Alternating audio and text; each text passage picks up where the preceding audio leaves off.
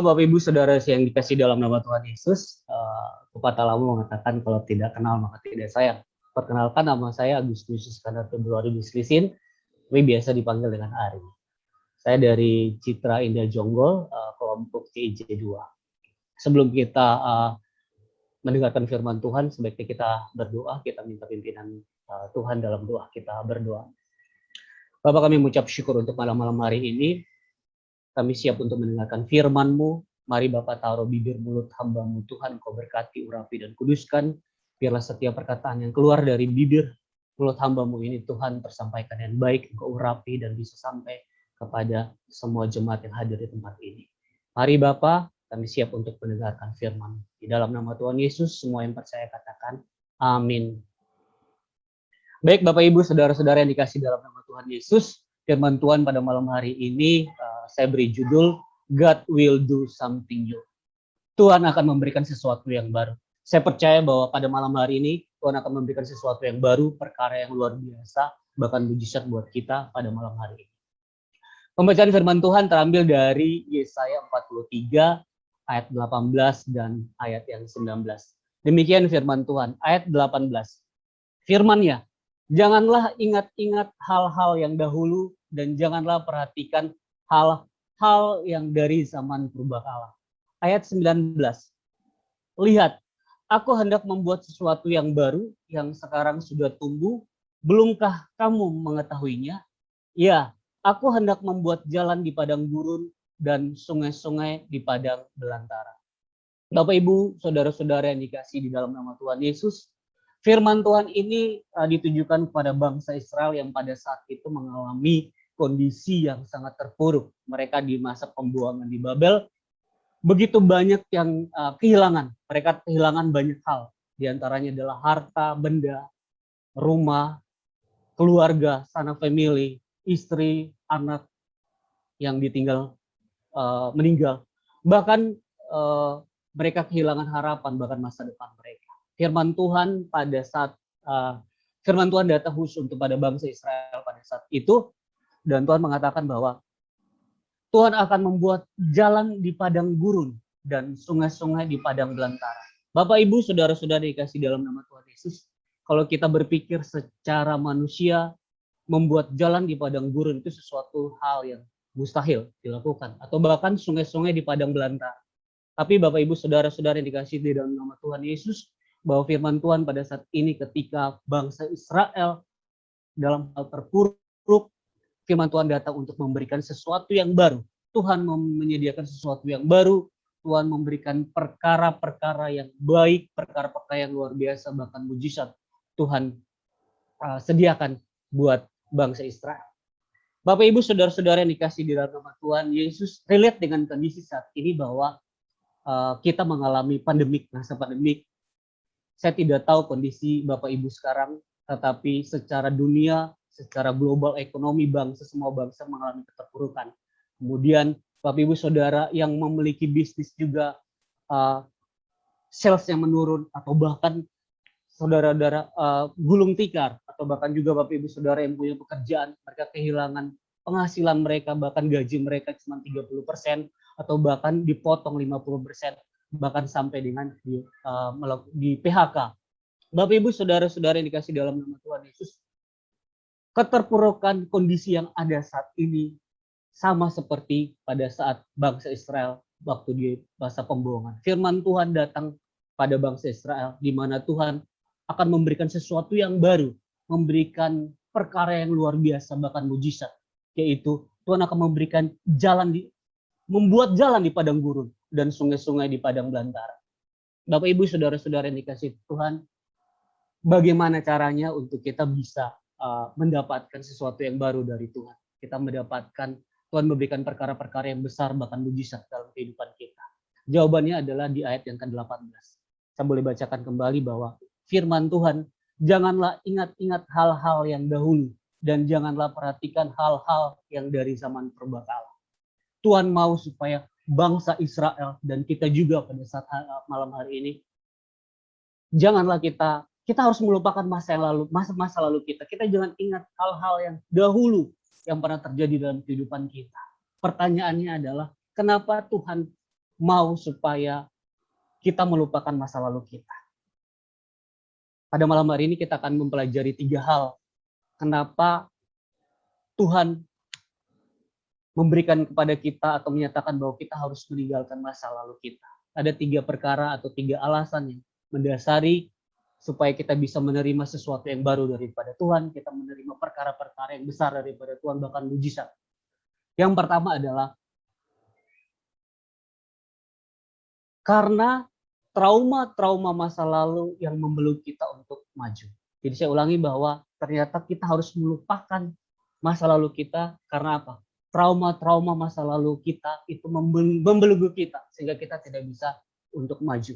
Bapak, Ibu, saudara-saudara yang dikasihi dalam nama Tuhan Yesus, tahukah saudara bahwa kejadian-kejadian di masa lalu kita, pengalaman-pengalaman buruk di masa lalu kita, bahkan kejatuhan kita kejatuhan kita akan dosa di masa-masa lalu kita, ternyata hal itu membelenggu kita untuk apa? Untuk kita tidak bisa maju, atau bahkan kita diikat, tidak bisa bergerak maju, kita tidak bisa move on. Dan firman Tuhan datang pada malam hari ini bahwa kalau engkau mau mendapat sesuatu yang baru daripada Tuhan, engkau akan menerima perkara-perkara yang besar, bahkan mujizat daripada Tuhan. Engkau harus bisa melupakan trauma-trauma yang terjadi di masa lalu. Sehingga apa? Itu tidak akan membelenggu kita untuk kita bisa bergerak maju, bergerak maju untuk kita bisa maju dalam Tuhan. Bapak, Ibu, saudara-saudara yang dikasih dalam nama Tuhan Yesus, ada satu ilustrasi yang menarik buat kita. Di suatu sore hari, seorang pemuda sedang berjalan di satu perkampungan dan di situ ada sekelompok gajah. Di mana gajah itu ada beberapa, lebih dari 20, dan setiap kaki gajah itu diikat oleh seetas tali. Dalam pemikirannya adalah bahwa gajah yang besar itu cuma diikat seutas tali, harusnya gajah itu bisa memberontak ataupun tali itu bisa putus. Dan hal ini yang membuat dia harus bertanya kepada si penjaga itu, dan dia menghadap kepada penjaga itu dan bertanya, kenapa gajah-gajah itu walaupun diikat cuma seutas tali tapi mereka tidak bisa kabur. Ternyata alhasil penjelasan daripada si penjaga itu bahwa sejak kecil gajah-gajah itu hanya cuma diikat oleh seutas tali yang kecil, tidak besar. Dan ketika mereka masih kecil, mereka berusaha untuk mencoba untuk melepaskan dengan sekuat tenaga, tetapi mereka tidak bisa melepaskan dari ikatan itu. Relate dengan itu, Bapak, Ibu, Saudara, bahwa ternyata bahwa kejadian-kejadian di masa lalu kita, pengalaman-pengalaman buruk di masa lalu kita, bahkan kejatuhan kita tidak bisa bergumul melawan menang dengan dosa, itu membelenggu kita. Kita masuk dalam kubangan sehingga kita tidak bisa bergerak maju. Dan firman Tuhan pada malam hari ini sama seperti bangsa Israel pada saat itu, bahwa firman Tuhan datang supaya apa? Kalau engkau menerima sesuatu yang baru dari Tuhan, engkau menerima sesuatu perkara yang besar dari Tuhan, bahkan mujizat, engkau harus melupakan trauma-trauma yang terjadi di masa lalu. Bapak, Ibu, Saudara yang dikasih dalam Tuhan Yesus, perkara yang kedua adalah kenapa Tuhan harus menyuruh bangsa Israel dan kita pada saat ini untuk melupakan masa lalu kita. Yang kedua adalah ternyata trauma-trauma masa lalu membuat iman kita itu tidak dapat bertumbuh. Ini adalah yang lebih bahaya. Yang pertama adalah baru dikatakan bahwa kejadian-kejadian atau pengalaman-pengalaman buruk yang terjadi di masa lalu kita itu membuat kita supaya kita tidak membelenggu kita sehingga kita tidak bisa bergerak maju atau tidak move on dalam Tuhan. Tapi yang lebih bahaya adalah bahwa ternyata kejadian-kejadian yang terjadi itu membuat traumatis buat kita sehingga bahkan membuat kita tidak percaya diri sehingga iman kita tidak dapat bertumbuh. Ini sangat bahaya sekali buat kita. Tahukah saudara bahwa kunci kita menerima berkat Tuhan, kunci kita terima sesuatu yang baru dari Tuhan, terima pemulihan dari Tuhan adalah iman dan percaya kita.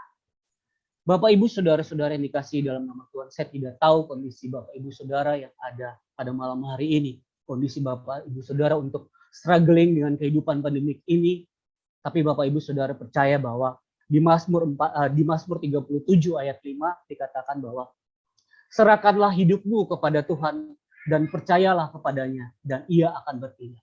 Bapak, Ibu, Saudara, kunci kita untuk menerima berkat Tuhan kunci kita untuk menerima sesuatu daripada Tuhan, menerima mujizat dari Tuhan adalah kita harus percaya dengan Tuhan. Kita harus percaya dengan janji-janji Allah. Serahkanlah hidupmu kepada Tuhan dan percayalah sepenuhnya kepada Tuhan. Maka engkau akan menerima sesuatu yang baru yang Tuhan sudah janjikan buat kita. Saatnya time for a change. Kita harus berubah. Kita harus melupakan masa lalu kita. Kita harus berusaha untuk kita tidak dibelenggu oleh masa lalu kita, sehingga iman kita bertumbuh tiap hari dan setiap saat. Bapak Ibu Saudara yang dikasih dalam nama Tuhan Yesus, kita belajar dari satu tokoh Alkitab yang luar biasa, itu Daud.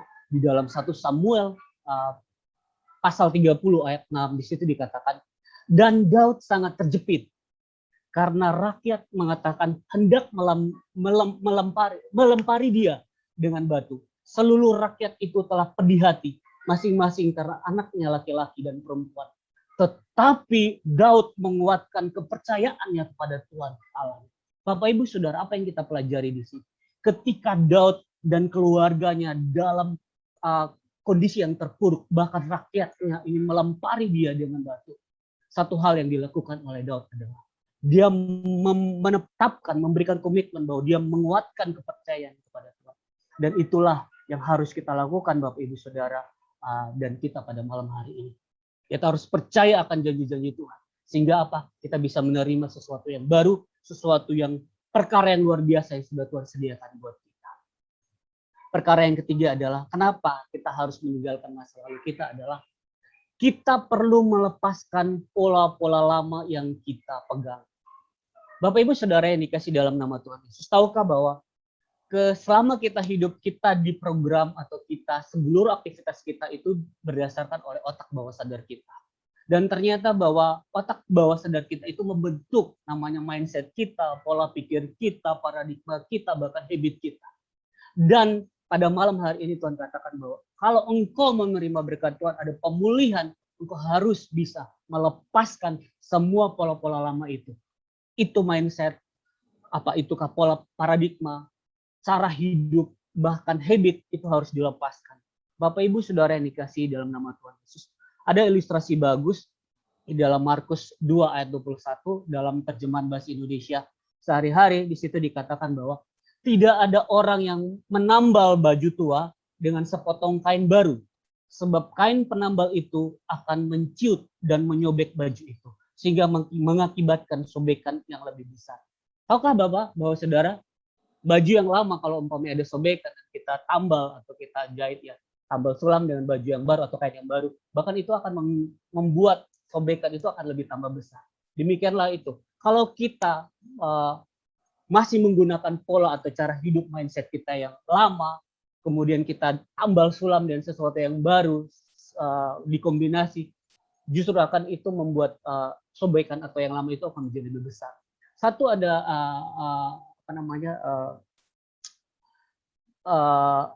tafsiran, bukan tafsiran, tapi ilustrasi lagi yang bagus adalah anggur yang baru itu kita tidak boleh isi dalam kirbat yang lama. Kirbat yang lama itu kalau umpamanya yang lama itu dia kaku, dan ketika anggur baru itu diisikan di dalam kirbat yang lama, kirbat itu akan hancur. Demikian juga dengan hidup kita.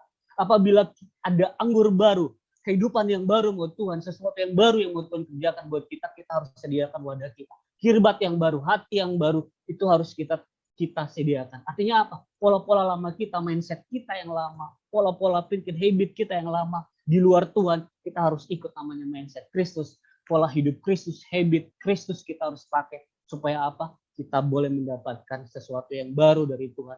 Perkara-perkara yang baru Tuhan sediakan buat kita, dan bahkan mujizat.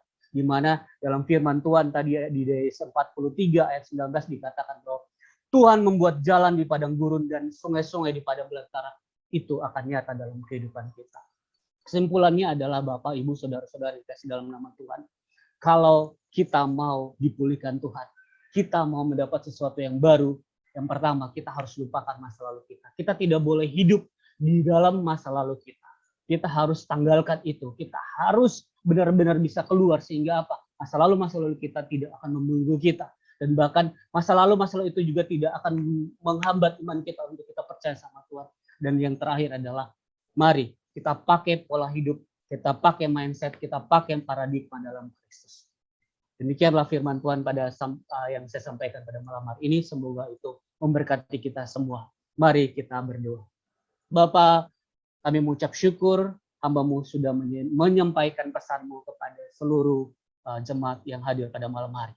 Kiranya hamba-Mu boleh selesai berbicara, tapi kami berdoa, biarlah Roh Kudus-Mu tetap berbicara Tuhan di hati kami masing-masing. Biarlah firman-Mu ini menjadi pegangan loh yang tertulis di dalam hati kami. Terima kasih Tuhan untuk firman-Mu pada malam hari ini. Nah, doa syukur kami Bapa hanya di dalam nama Tuhan Yesus. Semua yang percaya katakan. Amin.